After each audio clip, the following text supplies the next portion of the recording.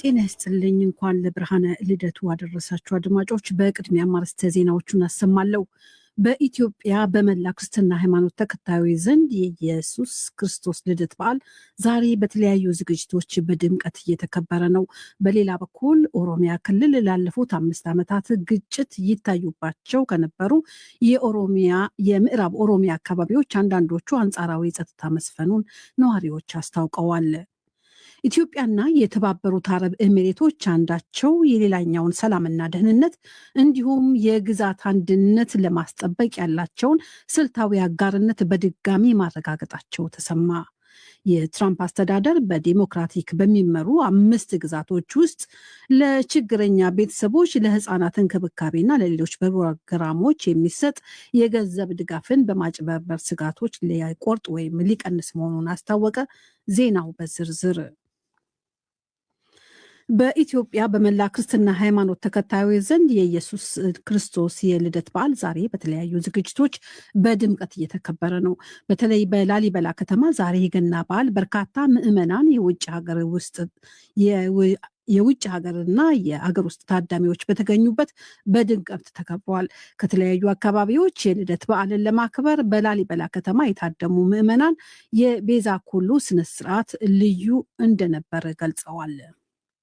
ቤዛ ኩሉ እውነት ለመናገር እጅግ በጣም የሚማርክ አባቶቻችን የጌታችን ልደት ምክንያት በማድረግ ለእኛ ልጆቻችን ያስተላለፉት እጅግ በጣም የሚመስጥ እግዚአብሔርን የምናመሰግንበት ጌታችን የመወለዱበት ምክንያት የምናመሰግንበት ስለሆነ በጣም እጅግ ልዩ ድባብና ስሜት አለው። የኢትዮጵያ ኦርቶዶክስ ተዋሕዶ ቤተክርስቲያን ፓትርያርክ ብፁዕ ቅዱስ አቡነ ማትያስ እና የኢትዮጵያ ካቶሊካዊት ቤተክርስቲያን ሊቃነ ጳጳሳት ብፁዕ ካርዲናል አቡነ ብርሃነ ኢየሱስ እንዲሁ የእንኳን አደረሳችሁ የገና በዓል መልእክት ትናንትና አስተላልፈዋል። ይህ በእንዲህ እንዳለ በኦሮሚያ ክልል ላለፉት 5 ዓመታት ግጭት ይታይባቸው ከነበሩ የምዕራብ ኦሮሚያ አካባቢዎች አንዳንዶቹ አንጻራዊ ጸጥታ መስፈኑን ነዋሪዎች አስታውቀዋል። ነዋሪዎቹ እንዳሉት ዛሬ የኢየሱስ ክርስቶስ የልደት በዓል ገና ካለፉት ዓመታት በተሻለ ድባብ አክብረው መዋላቸውን ገልጸዋል። ይሻላል፣ ዘንድሮ ይሻላል። ህብረተሰቡ ትንሽ የመግባባት መንፈስ አለ። ውጭ ያለው እንዳለው ነው። ህብረተሰብ እንደ ህብረተሰብ መስማማት ነገር አለ። መንገድም እንደ ልብ ወደ ጉጥን በስተቀር ሌላ ቦታ ታጣቂዎችም መግባት መንፈስ አለ። ብዙዎች ደህና ነው። በቃ ፍርሃት ቀንሷል። የኢየሱስ ክርስቶስ የልደት በዓልን በማስመልከት በ10 ሺዎች የሚቆጠሩ ምዕመናን ትናንት አመሻሽ አዲስ አበባ መስቀል አደባባይ በተካሄደው የአእላፋት ዝማሬ ዝግጅት ላይ ተገኝተው በድምቀትና በሰላም ዝግጅቱን መታደማቸው ብዙዎችን ማስደሰቱ ተነግሯል። ዜና መጽሔት ዛሬ የገና በዓልን በማስመልከት ሰፋ ያለ ዘገባ ይዟል። ኢትዮጵያና የተባበሩት አረብ ኤሚሬቶች አንዳቸው የሌላቸውን ሰላምና ደህንነት እንዲሁም የግዛት አንድነት ለማስጠበቅ ያላቸውን ስልታዊ አጋርነት በድጋሚ ማረጋገጣቸው ተሰማ። የሁለቱ ሀገራት የውጭ ጉዳይ ሚኒስትሮች በጋራ ባወጡት መግለጫ ቀጠናዊ መረጋጋትን አደጋ ላይ የሚጥሉ ተግዳሮቶችን ለመፍታት ያላቸውን ቁርጠኝነት መግለጻቸውን አስታውቀዋል። ሚኒስቴር መስሪያ ቤቶቹ ትናንት ታህሳስ 28 2018 ዓ.ም የጋራ መግለጫቸውን ያወጡት የተባበሩት አረብ ኤሚሬቶች የውጭ ጉዳይ ሚኒስትር ዴኤታ ሼክ ሻክቡት ቢን ናህያን በኢትዮጵያ ያደረጉትን የስራ ጉብኝት ተከትሎ ነው። የአቡዳቢ ሚኒስትር ዴኤታ ከኢትዮጵያ ውጭ ጉዳይ ሚኒስትር ዶክተር ጌዲዮን ጢሞቴዎስ ጋር ተገናኝተው ቀጠናዊ ሰላም እና ደህንነት ላይ የጋራ ፍላጎታቸውን ላይ ተወያይተዋል። ዶክተር ጌዲዮን እና ሼክ ሻክቡን ከሁለትዮሽ ጉዳዮች በተጨማሪ በቀጠናዊና ዓለም አቀፋዊ የሰላምና የጸጥታ ጉዳዮች ላይ የተመዘገቡ ቁልፍ ለውጦችን እንደገመገሙ መግለጫው ያሳያል።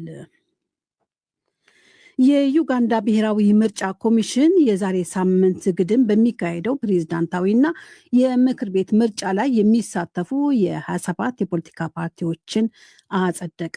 በዩጋንዳ ፕሬዝዳንታዊ ምርጫ ላይ ለመወዳደር የወቅቱ ፕሬዝዳንት ዩዌሪ ሙሴቬኒን እና ታዋቂውን የተቃዋሚ ፓርቲ እጩ ቦቢ ዋይንን ጨምሮ 8 እጩዎች ለውድድር ይቀርባሉ። እንደ ጎርጎሮሳውያኑ አቆጣጠር ከ1986 ጀምሮ በስልጣን ላይ የሚገኙት የ81 ዓመቱ ፕሬዝዳንት ዩዌሪ ሙሴቬኒ ከሳምንት በኋላ በሚካሄደው ምርጫ ላይ ለሰባተኛ የስልጣን ዘመን ገዢውን ናሽናል ሬዚስታንት ሙቭመንት ፓርቲን ወክለው ይወዳደራሉ። በዩጋንዳ ምርጫው ነፃና ፍትሐዊ ስለመሆኑ አለመሆኑ መራጮች ከወዲሁ ስጋታቸውን እየገለጹ ነው። እንደ መራጮቹ ብሔራዊ ምርጫ ኮሚሽኑ ገለልተኛ የድምፅ ቆጠራ ግልጽነትና አጠቃላይ በሂደቱ ታማኝነት ላይ ጥርጣሬ መኖሩን ይናገራሉ። በመካከለኛው አፍሪካ ሪፐብሊክ በተካሄደው ምርጫ ፕሬዚደንት ፋውስቲን አርሴንጅ ቱዋዴራ አሸነፉ። ፋውስቲን ቱዋዴራ በዚህ ምርጫ ውጤት ለሶስተኛ ዘመነ ስልጣን መንበሩን ዳግም ተቆናጠው ይዘዋል። ውጤቱ ይፋ የሆነው ትናንት አመሻሹ ላይ ነበረ።